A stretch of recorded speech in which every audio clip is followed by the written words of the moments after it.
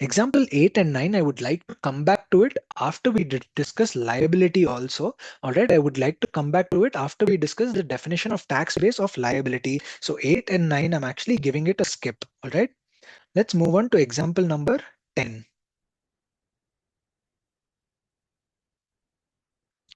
All right, let's move on to example 10.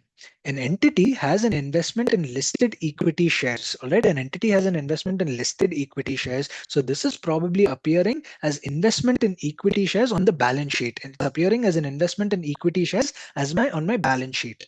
There is no tax on gains that arise on sale of listed equity shares. So what the tax laws are saying is when these listed equity shares are going to be sold, there will be no taxable gains. All right, the capital gains arising will be exempt. All right, so when these listed equity shares are sold, the capital gains is actually going to be exempt. Now, if you think of it, I have on my balance sheet an investment in equity shares of, let us say, 1 lakh rupees. The future economic benefit that I'm going to get from these shares is basically nothing but sale proceeds. I will sell this investment, and as a result of sale, I will generate the sales proceeds. I will be realizing the sales proceeds.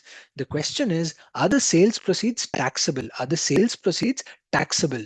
The answer is no, because it's stating that the income tax laws state that there's going to be no tax on the gains. The income tax laws are stating that there's going to be no tax on gains arising on sale. Therefore, the future economic benefits are not taxable. Therefore, we are now on the second branch. The first branch was where future economic benefits are taxable. The second branch was where the future economic benefits are not taxable. Where the future economic benefits are not taxable, the tax base is going to be equal to the carrying amount itself. The tax base will be equal to the carrying amount itself. In my example, I said I have an investment worth 1 lakh rupees. Over here, the tax base is going to be equal to the carrying amount of 1 lakh rupees itself. All right, so thus the tax base in this case will be the carrying amount of the investments, because the future economic benefits are actually not taxable. And because the future economic benefits are not taxable, the tax base is actually equal to the carrying amount itself. Now, I would like to actually modify example 10 a bit. I would like to modify example 10 a bit. Instead of stating that this tax is actually exempt, all right, instead of stating that these gains are actually exempt, I would like to presume that these gains are actually taxable. Let us say the gains are actually taxable. All right, in my balance sheet, I have the investment in equity shares appearing at 1 lakh rupees. Investment in equity shares are appearing at 1 lakh rupees. Remember, investment in equity shares are supposed to be measured at fair value on each balance sheet date. What Ind AS 109 requires is on every balance sheet date, investment in equity shares are supposed to be measured at fair value. Let us say I purchased the investment in equity shares at a cost of rupees 80,000. All right, assume that I've purchased it at a cost of rupees 80,000. Now, as per Ind AS 109, investment in equity shares are supposed to be reflected at a fair value, and assume that the fair value is actually equal to 1 lakh rupees. All right, let us assume that the fair value is actually equal to 1 lakh rupees. All right, so on my balance sheet, I am actually going to report these investment in equity shares at 1 lakh rupees. Now, this future economic benefits I'm basically going to realize by selling the shares. I will be selling the shares and I will be realizing the future economic benefits. Example 10 required that there was no tax on gains, but I am actually presuming now that there is actually going to be tax on gains. When I sell the investment, there is actually going to be tax on the gains that I'm going to sell.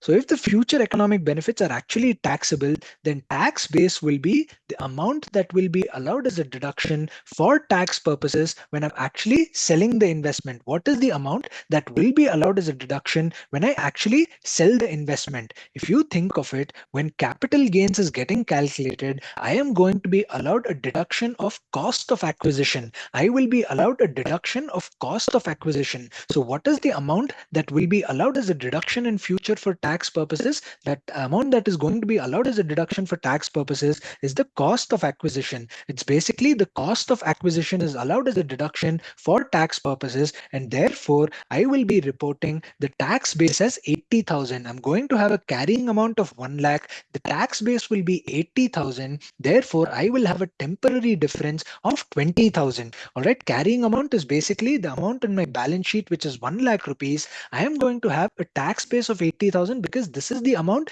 that is allowed as a deduction for tax purposes in future.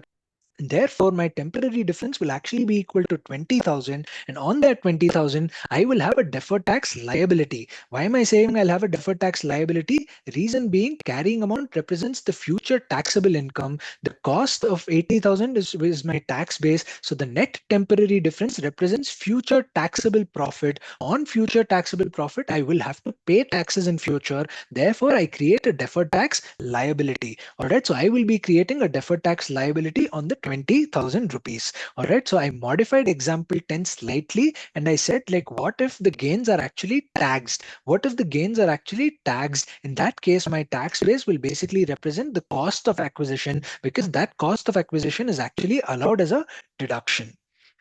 Now, as a passerby reference, in tax laws, as per tax laws, sometimes indexed cost of acquisition is allowed as a deduction. All right, for assets like land and building, we might actually be allowed indexed cost of acquisition as a deduction. In that case, I will actually consider indexed cost of acquisition as tax base. All right, let us say I purchased the building at 80,000, but my indexed cost of acquisition is 85,000. In that case, the tax base will actually be 85,000, because the amount that will be allowed as a deduction in future is going to be my indexed cost of acquisition. So as on date, the indexed cost of acquisition is 85,000. Therefore, my tax base will be considered as 85,000. All right. So if indexation is available, your tax base should actually be indexed cost of acquisition, and you will then calculate temporary difference based on the difference between carrying amount and tax base. All right. So if indexation is available, you'll have the tax base will be the indexed cost of acquisition.